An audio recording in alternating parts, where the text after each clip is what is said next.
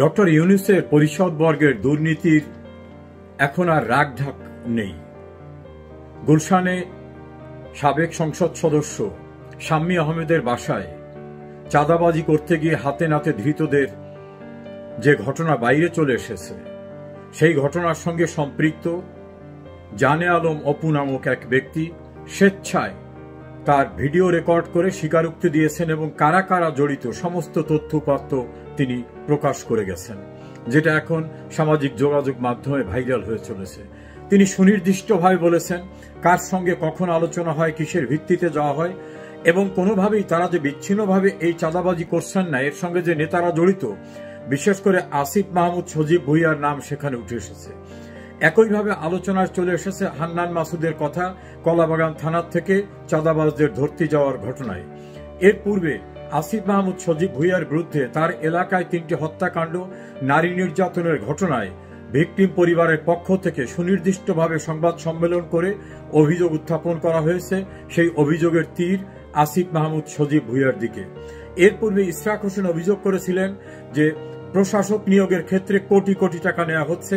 তিনি 20 কোটি টাকার একটি অভিযোগের কথা উল্লেখ করেছিলেন এবং কাউন্সিলর নিয়োগের ক্ষেত্রে অতি গোপনে কাউন্সিলরদের ইন্টারভিউর নামে টাকা নেওয়ার অভিযোগ উঠেছিল তার বিরুদ্ধে। সিটি কর্পোরেশনের বিভিন্ন জায়গায় টেন্ডারবাজি এবং নিয়োগ বাণিজ্যের গুরুতর অভিযোগ রয়েছে তার বিরুদ্ধে। তিনি রিলিফের কাপড় ডিস্ট্রিবিউট করতে গিয়ে অস্বাভাবিকভাবে হেলিকপ্টার ভ্রমণ নিয়ে তার বিরুদ্ধে গুরুতর অভিযোগ ছিল। এয়ারপোর্টে অবৈধভাবে আর্মস এর অ্যামুনিশন নিয়ে ঢোকার ঘটনায় গুরুতর অভিযোগ রয়েছে তার বিরুদ্ধে। শুধু তাই নয়, তিনি বিভিন্ন জায়গায় অর্থাৎ তার অধীনস্থ যে সকল দপ্তর সংস্থা সমূহ, পৌরসভায় বিভিন্ন জায়গায় মেয়র নিয়োগ, অন্যান্য নিয়োগের ক্ষেত্রে, এমনকি ওয়াসায় বিনা ইন্টারভিউতে লোক নিয়োগ, বিভিন্ন জায়গায় লোক নিয়োগে গুরুতর অনিয়ম এবং দুর্নীতির অভিযোগ তার বিরুদ্ধে। অপর উপদেষ্টা যিনি এনসিপির সভাপতি নাহিদ ইসলামের বিরুদ্ধে গুরুতর অভিযোগ ছিল তার বাবা নিজে একটা অফিস খুলে সেখানে রীতিমতো কমিশন নিতেন এবং বিভিন্ন রকম ভাবে উৎকোচ নেওয়ার অভিযোগ রয়েছে তার বিরুদ্ধে।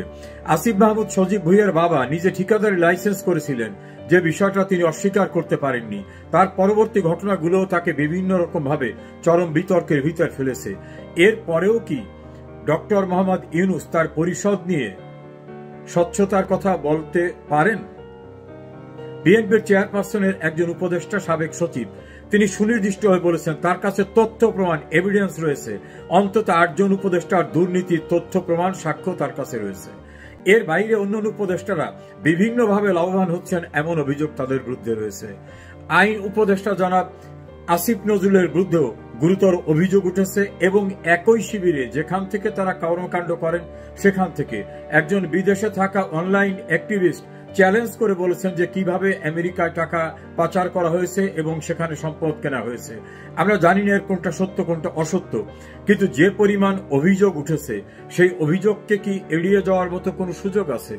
একইভাবে ডক্টর মোহাম্মদ ইউনূসের বিরুদ্ধে যে অভিযোগ, যেটাকে বলা হয় কনফ্লিক্ট অফ ইন্টারেস্ট, স্বার্থের সংঘাত, যেটা তার যে ইন্টারেস্টটার সঙ্গে সাংঘর্ষিক অবস্থান, তিনি কি সরকার প্রধান হয়ে রাষ্ট্রের পাওনা ট্যাক্স, তার কাছে যে ট্যাক্স পাবে, এটাকে তিনি মাফ করতে পারেন?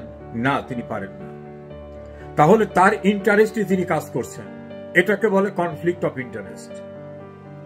তার বিরুদ্ধে দুর্নীতি দমন কমিশন প্রাথমিক অনুসন্ধান করে তথ্যপত্র পেয়ে তারপরে এফআইআর দাখিল করেছিল। সেই এফআইআর এর ভিত্তিতে তদন্ত করে সত্যতা পাওয়ায় চার্জশিট দাখিল হয়েছিল। সেই মামলা বাতিলের জন্য তিনি হাইকোর্টে এসেছিলেন। হাইকোর্ট মামলা বাতিল না করে বলছে এই মামলায় তাকে বিচারের মুখোমুখি করতে হবে।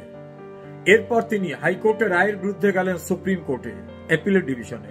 অ্যাপিলেট ডিভিশনে শুনানি বহাল থাকা অবস্থায় নিচার কোর্ট থেকে মামলা প্রত্যাহার করে নিয়ে গেলেন।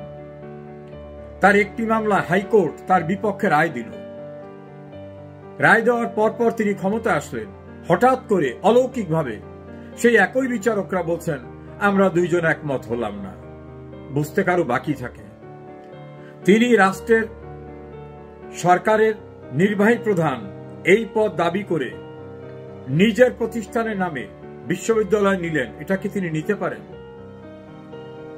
তিনি একটা টেকনোলজিক্যাল ডিজিটাল ওয়ালেট নিলেন, এটাকে তিনি নিতে পারেন।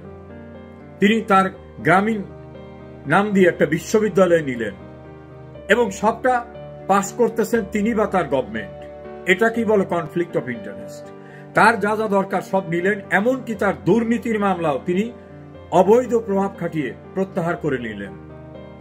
তা তার উপদেষ্টারা তারা তো দেখছে যে বস কি কাজ করতেছে, বস করলে আমরা বসে থাকবো কেন?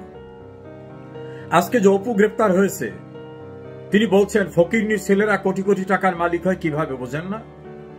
তিনি সুনির্দিষ্টভাবে অভিযোগের তীর সরাসরি উপদেষ্টাদের দিকে দিয়েছেন। আমি জানি না কোন উপদেষ্টা স্বচ্ছ অবস্থানে আছেন। সাবেক প্রধানমন্ত্রী শেখ হাসিনা, তার পরিবার, তার দলের নেতৃবৃন্দ, তার সরকারের মন্ত্রী পরিষদের সদস্যবৃন্দ, এমপিদের সবার বিরুদ্ধে দুর্নীতির অভিযোগ গণহারে আনছেন।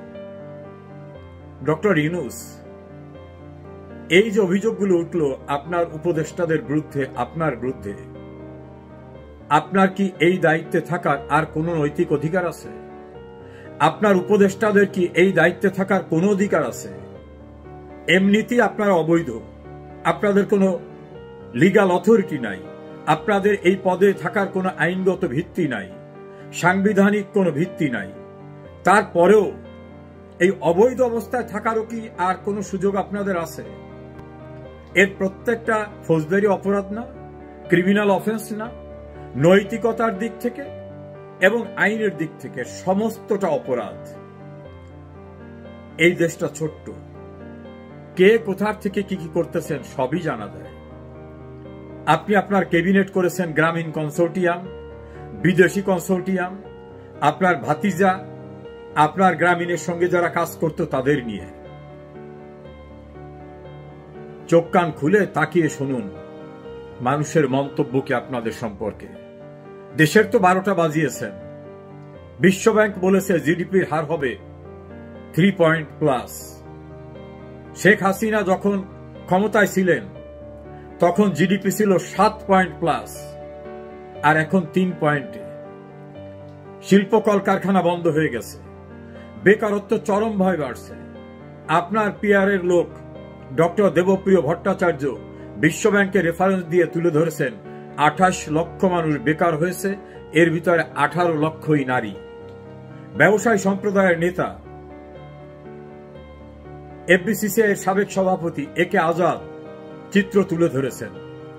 ব্যবসায়ীরা আপনার উপদেষ্টাদের সামনে তুলে ধরেছেন যে সব শেষ হয়ে যাচ্ছে। বাংলাদেশের অর্থনীতির এই ভঙ্গুর অবস্থা 50-53 বছর ইতিহাসে কখনো হয়নি। বিদেশ থেকে কোনো সাহায্য আসছে না।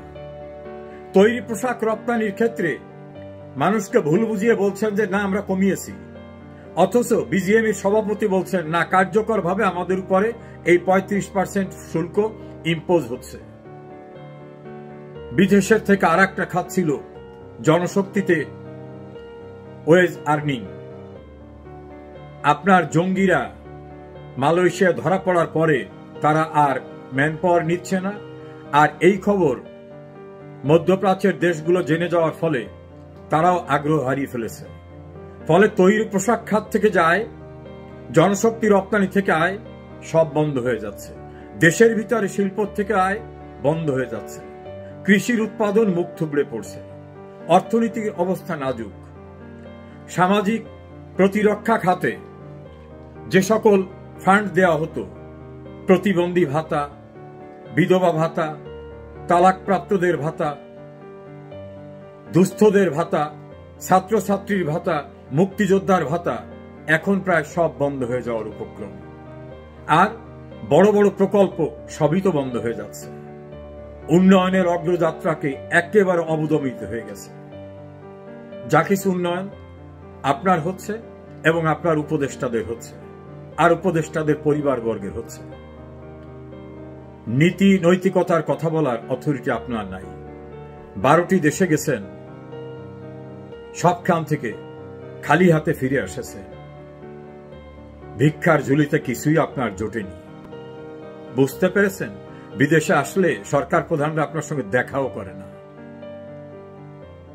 আমি জানি না দেশটাকে একেবারে কোন পর্যায়ে নেওয়ার পরে আপনি পরিত্রাণ দেবেন। তবে আমার মনে হয় সামগ্রিক অবস্থায় আপনার নীতি নৈতিকতা, আইনগত অধিকার সবকিছু মিলে আপনার আর কোন রকম অবশিষ্ট সময় নেই এই পদ আঁকড়ে থাকার এবং আপনার পরিষদদের নিয়ে। যারা আপনি ভুল বুঝিয়েছিলেন, চিৎকার করে অনেকে বলতো ডক্টর ইউনূস এসেছে, ডক্টর ইউনূস এসেছে, আহা কি না হয়, তারাই এখন বলতেছে যে ভণ্ডামির একটা সীমা থাকে। মুখ ফিরিয়ে নিয়েছে সবাই। আপনার ছাত্রদের সঙ্গেও এখন আর কেউ নাই। বুঝতে পেরেছেন? দেশটাকে ধ্বংসের চূড়ান্ত সীমায় নিয়ে গেছে। পরিত্রাণ হবে না। ছেড়ে বিদেশের কোথাও গেলে সেখানেও সুস্থভাবে থাকতে পারবেন না। ডক্টর ইউনূস, পৃথিবীতে আমি জানি না এভাবে অবৈধ ক্ষমতা দখল করেও কেউ শুধু নিজেরটা এইভাবে নেয় কিনা, এটা আমার জানা নেই। তবে আপনি যে দৃষ্টান্ত স্থাপন করলেন, অনেক নোবেল লরিয়েট জেলখানায় আছে, আপনার জন্য কি ভবিষ্যৎ অপেক্ষা করছে সেটাই এখন দেখার সময় আমাদের।